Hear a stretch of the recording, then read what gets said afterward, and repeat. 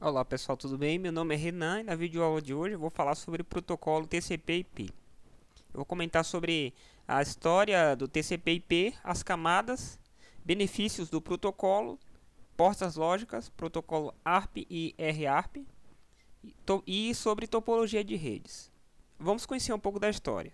O padrão TCP/IP ele foi criado em 1969 pelo Departamento de Defesa americano para garantir a preservação e integridade dos dados, assim como também manter a comunicação dos dados caso acontecesse uma guerra.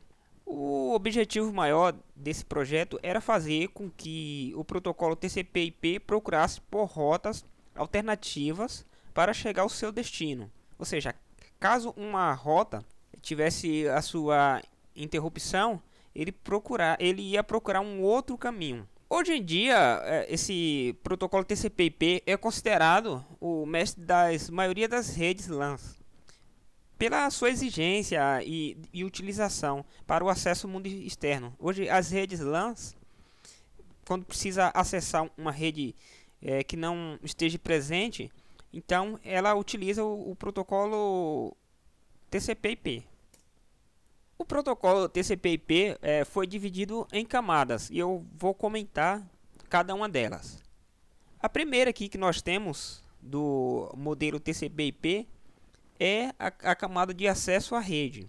Essa parte do protocolo TCP/IP é equivalente à camada 1 e 2 do modelo OSI. Ela é conhecida também como física, pois utiliza conexão do tipo Wi-Fi e modem, entre outras. No modelo OSI, essa parte também é conhecida como física, porém é dividida em duas partes, física e enlace de dados.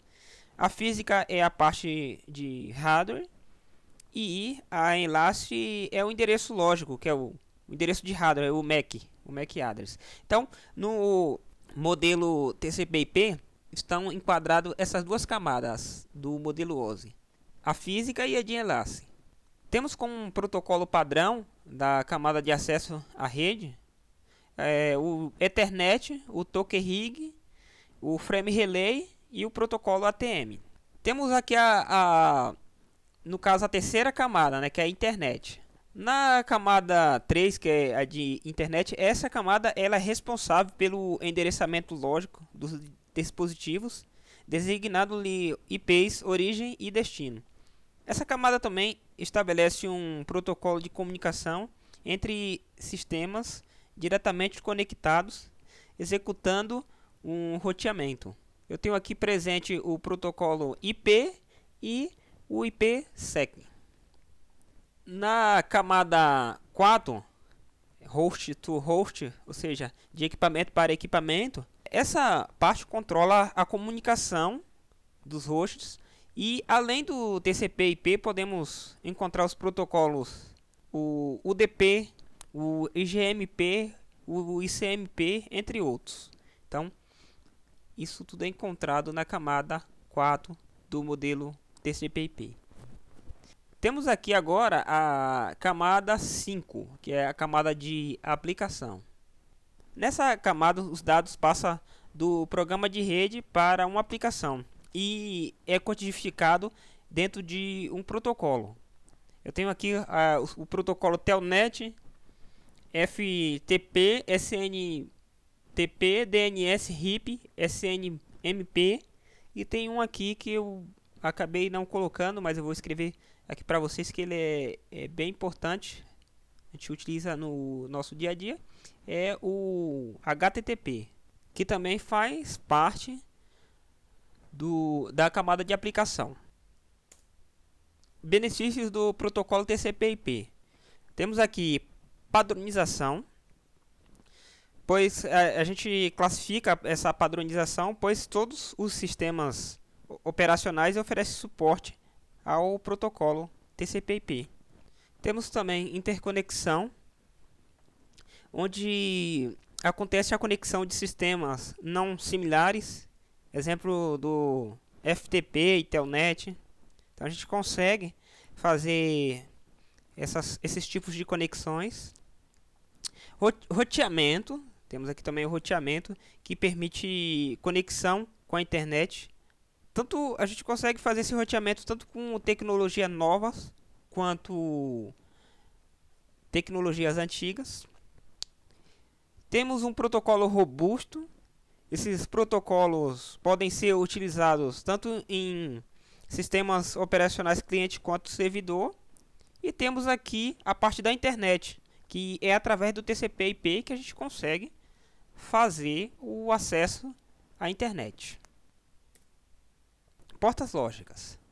O protocolo TCP utiliza portas lógicas para se comunicar com camadas superiores. A utilização dessas portas lógicas permite registrar, logicamente, sessões estabelecidas através de redes simultaneamente. As portas de aplicação origem são designadas pela máquina transmissora e deve ser maior ou igual a 1024. O intervalo de 0 a 1023 são reservados para identificação das portas bem conhecidas. Na figura abaixo aqui temos as portas, as que classificamos como as mais conhecidas. A primeira, temos aqui o protocolo FTP. Esse protocolo FTP é um protocolo de transferência de arquivos. Ele utiliza a porta 21. Depois temos aqui o Telnet. O Telnet é um protocolo de conexão virtual. Com ele eu consigo acessar um host remotamente e fazer algum tipo de alteração. Por exemplo, eu tenho um roteador que ele está geograficamente distante. Através do Telnet eu consigo fazer um acesso a esse roteador sem precisar ir até o local. Então é utilizada a porta 23. E é uma conexão Telnet, ela não é criptografada. Eu tenho aqui também o protocolo HTTP. Esse é um protocolo para a troca de transferência de hipertexto. Ele utiliza a porta 80. Então, quando a gente vai fazer um acesso a uma determinada página, a gente usa esse protocolo. Sempre é HTTP, depois HTTP www e o endereço do site. E a gente utiliza a porta 80 nesse caso. Agora, passando aqui para o UDP, eu tenho aqui o DNS. O DNS ele é um tradutor de nome de domínio. Ele é bem simples, pois só verifica o IP ao qual o dado pertence. Então a porta é a porta 53. Nesse caso aqui do DNS ele faz o seguinte: quando a gente digita o endereço www.google.com.br, a gente está fazendo uma solicitação a um número IP. Então fica mais fácil a gente digitar um nome, que é mais fácil de memorizar do que um número. Esse DNS ele faz parte do UDP, que não é orientado à conexão. A diferença entre o TCP e o UDP são essas. O UDP é não orientado à conexão e o TCP ele é orientado à conexão. Temos aqui agora a porta TFTP, que é bem semelhante à porta FTP. Já no caso do TFTP, ele é um protocolo de transferência, é bem parecido com FTP, porém que ele transfere pequenos ficheiros. Então os arquivos de transferência são bem menores. Eu tenho aqui a porta 69. Eu tenho aqui o POP3. O POP3 é um dos mais conhecidos porque é um protocolo utilizado para recebimento de e-mail. Ele utiliza a porta 110. Geralmente esse protocolo é configurado em gerenciadores de e-mails. Eu tenho agora a outra porta, a SNMP. O SNMP é um protocolo de gerenciamento de dispositivos de rede IP. É através dele que a gente consegue fazer o monitoramento das redes. Ele utiliza a porta 161 e faz parte também do UDP. Dessa linha para cá, vou fazer até um risco aqui. Da linha vermelha para cá, todos esses protocolos são UDP. Da outra linha para cá seria o TCP. Protocolo ARP e RARP. O protocolo ARP ele é responsável por localizar o endereço de hardware de um dispositivo a partir do seu endereço IP. Então, eu tenho aqui como simulação aqui um servidor e um PC. Ele faz o seguinte: o servidor ele manda um broadcast, uma mensagem broadcast informando para o host. Ele fala assim: eu preciso do seu endereço MAC do IP 192.168.10.5. Então a máquina ela responde, a máquina que o servidor ele envia para todo mundo. Aí aquela máquina que está com aquele IP, então ela responde: esse IP é eu que estou utilizando e segue aqui o meu MAC. Então, aí a partir desse momento o servidor passa a conhecer o endereço MAC daquele host. Agora o protocolo RARP, que é o ARP reverso, é o contrário do ARP, né? O RARP ele faz o seguinte: ele se encarrega de descobrir o endereço IP de uma máquina sem disco e envia a mensagem de broadcast. É aquela configuração comum que a gente encontra por aí, que algumas pessoas utilizam aquele sistema chamado Between, que o computador ele não tem disco rígido.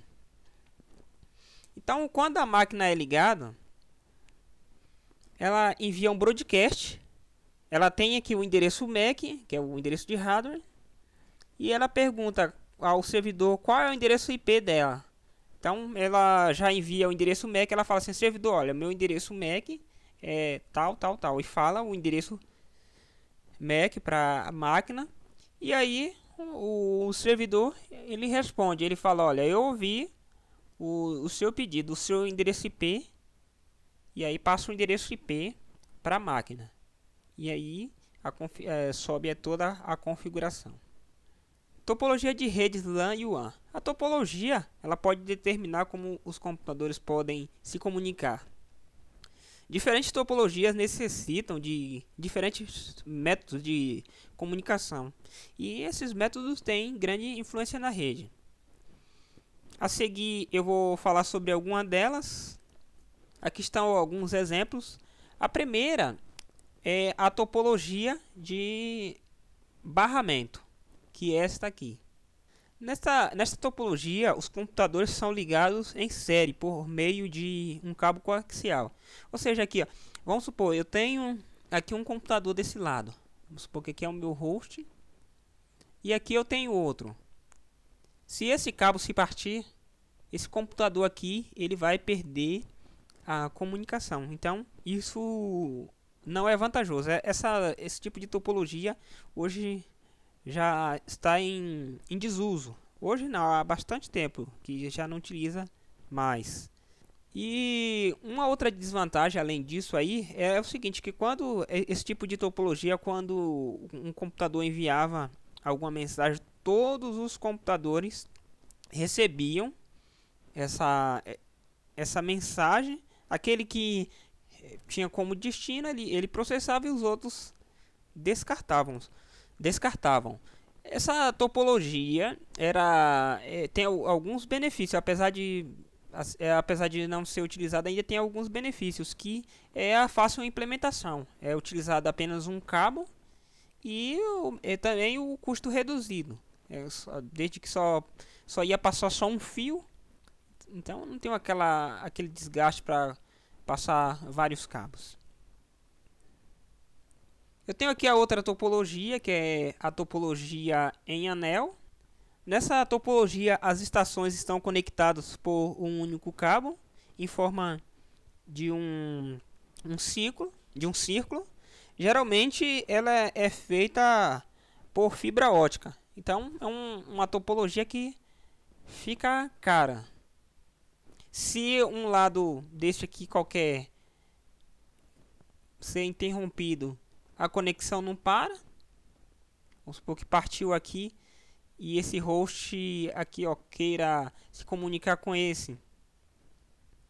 Ele vai continuar normalmente, porque vai continuar fluindo pelo lado de cá. Então, sem maiores problemas. O problema todo aqui é só o custo, porque tem que ser com fibra ótica, então é caro. Eu tenho aqui agora a topologia estrela. Nessa topologia é fácil de instalar e cabear. Tem fácil detecção de falha. O único problema aqui é que eu tenho eu tenho aqui no meio um hub, um switch, onde tudo é conectado. Se houver falha nesse equipamento, todos aqui perdem a conexão. Eu tenho aqui agora a topologia estrela estendida. Nessa topologia, ela é bem eficiente. Se algum equipamento falhar, é fácil de identificar essa falha e é fácil também de trocar os equipamentos. E temos aqui a última, que é a topologia em malha. Essa topologia ela é eficiente e redundante. A gente pode ver que aqui tem vários cabos interligando as redes, um cabo para aqui, outro para cá. Então, se houver algum problema de rompimento de cabo, a rede vai continuar funcionando normalmente. O grande problema disso aí é o desperdício de cabos. Gasta bastante cabos e a rede também fica cara devido à utilização desses cabos. Conexão WAN. Eu tenho aqui a parte da conexão WAN, onde eu tenho aqui um link. Nesse caso é um link MPLS. De um lado da rede eu tenho um roteador WAN e tenho outro. Geralmente esses roteadores são da operadora. E aqui eu tenho um outro link que é um link para internet. Geralmente as redes são assim, tem empresas que elas utilizam apenas um link para reduzir o custo, mas uma empresa com uma rede de boa performance seria dessa forma. Um link MPLS é um link dedicado de alta performance e um outro para acesso à internet. Caso algum deles falhar, não se perde a conexão total. Além da conexão MPLS, eu tenho a conexão Frame Relay, que é uma conexão feita através de uma nuvem Frame Relay, onde eu tenho switches, eu tenho equipamentos de camada 2 no meio dessa conexão. Esses equipamentos são DCE e o router são DTE. Eu tenho aqui esse tipo de conexão a laser, onde aqui eu tenho dois prédios que podem ser interligados com esse tipo de conexão. É uma conexão fácil de ser implementada. O custo também é menor, porém que tem a seguinte desvantagem. Imagina só, eu tenho aqui esse prédio. E aqui eu tenho o prédio 1 e tenho o prédio 2, onde está sendo conectado. Caso esse prédio cresça mais andares, ou seja, vai interromper essa conexão. E além disso, tem a questão da poluição, da sujeira, que aqui se ficar algum resíduo na frente vai interromper a conexão. Bom, por hoje é só. Espero que vocês tenham gostado e até a próxima.